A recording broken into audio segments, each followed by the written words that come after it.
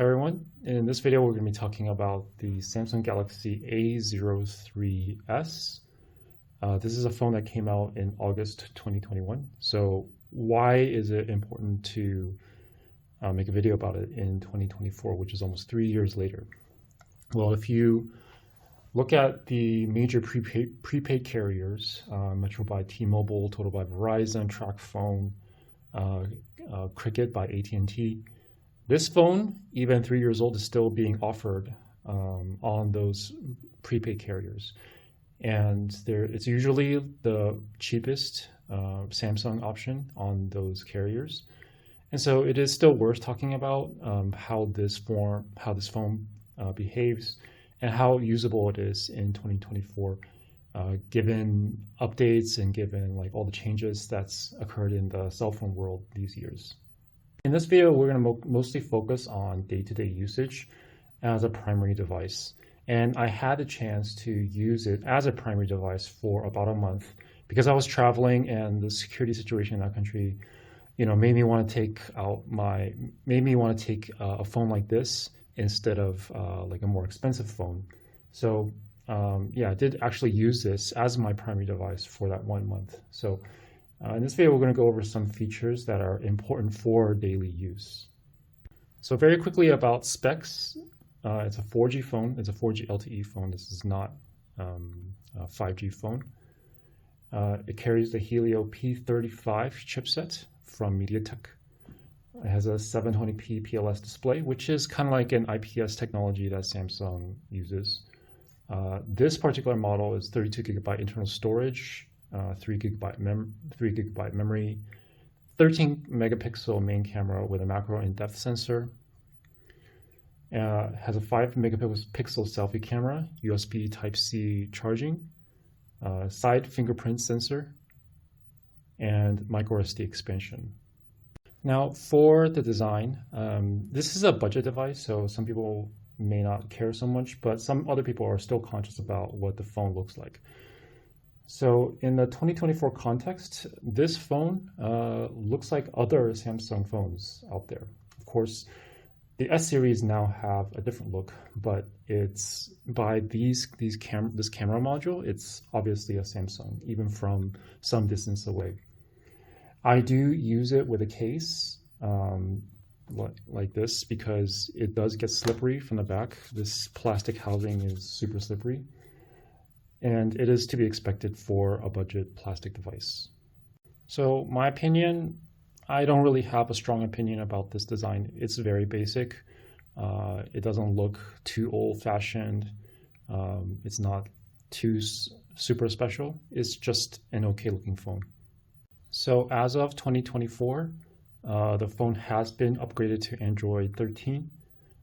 So I think this is probably going to be the last major OS upgrade that you're going to be getting on this phone. Android is already on 14 now, and this is unlikely going to get 14. So with Android 13, you do get the Material theme, including Material U theme, which includes the monochrome icons here. And if you're used to Samsung phones, this is one reason for you to get this phone is because it is a Samsung. You do get features like Quick Share, Galaxy themes, and other Samsung apps. And if you're familiar with the One UI experience with the navigation, sometimes people like the opposite side navigation, then you get that as well. One thing I liked about this phone is that it has the fingerprint sensor on the side. It's not always found on super budget phones, but it is here and it is really useful. So for banking apps, medical apps that require a login before accessing them, you get that fast unlocking and more security than say like patterns or pins, which, if somebody was looking at your phone, sometimes people can see like what pin and pattern you're entering. So like for me, this is the definitely safer option than definitely safer than those pin and patterns, and then definitely safer than the Android's face unlock. Let's talk about the screen. So for the screen, I have seen better ones, but it's not that bad. 6.5 inch is sort of a sweet spot for a lot of people. The size means that the size of the screen means that you can get a big battery, and this can last for at least 1.5 days under normal usage. Okay, so however, the screen, the colors on the screen are not what I would say is amazing. And 720p means that the images aren't super crisp. But for me, that was fine. I was using this just for web browsing, like looking at social media and stuff like that. So for those cases, it was fine. And the one complaint, if I have any at all, is that outside it is not very bright. So like under direct sunlight or under some like sunny areas, you might have some trouble seeing what's on your screen. I did play a lot of music during my trip, so the speakers, I tested the speakers well enough. For me, they're fine. They're mono speakers, but the loudness and clarity is good enough for casual listening. So there's no problems making out speech and videos, or when I was making phone calls, listening to other people. Yeah, I didn't have a problem with the speakers.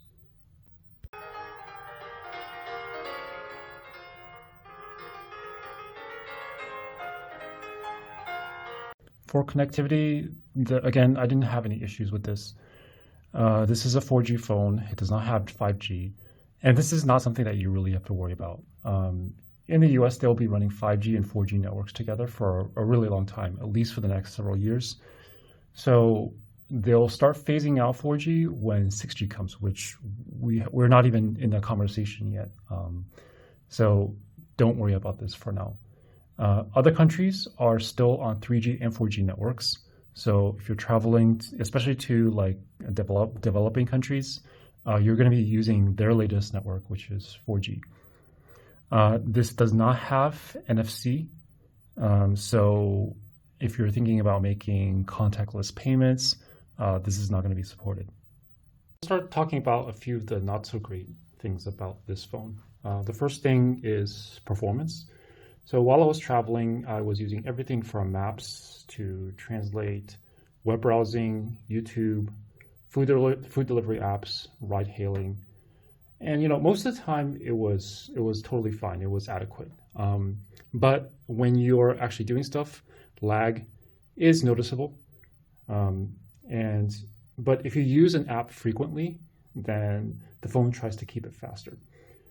The slowest experience is when you just restart it, and after leaving your phone on for about 30 minutes or so, it becomes a lot better.